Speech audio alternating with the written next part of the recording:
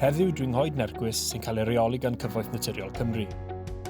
Mae yna faes parcio bach yma, ond does dim llinellau ar gyfer y llefydd parcio, felly does yna ddim lle parcio penodol i bobl anabl. Dwi'n mynd ar daith gerdded 2 filltir a 3 chwarter o hyd, a dwi'n defnyddio hwn, y treic mynydd, gan fod yna rhywfaint o lethrau serth a garw wrth adael y maes parcio.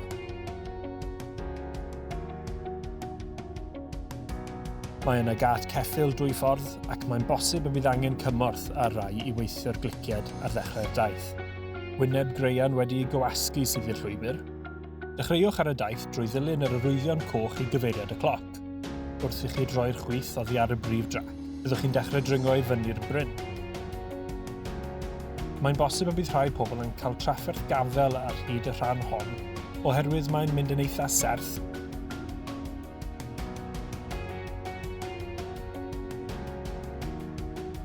ar ben y llethr. Mae'r llwybr yn troelli trwy'r goedwig.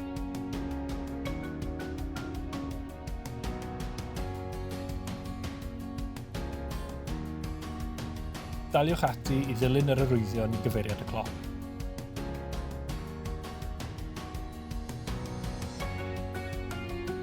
Mae'r llwybr yn serth a chreigiog mewn rhai mannau, ac mae'n bosib y bydd angen cymorth ar rai.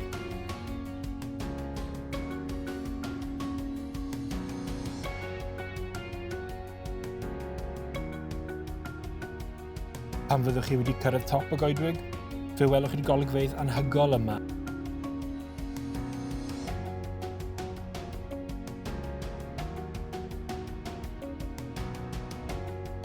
Wrth chi ddal i fynd trwy'r goedwig.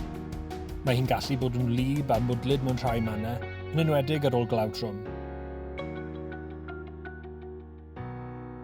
Ar y ffordd nôl i'r maes parcio, mae yna rhai rhannau serth i lawr sy'n gallu bod yn greigiog ac wedi'i golchi allan.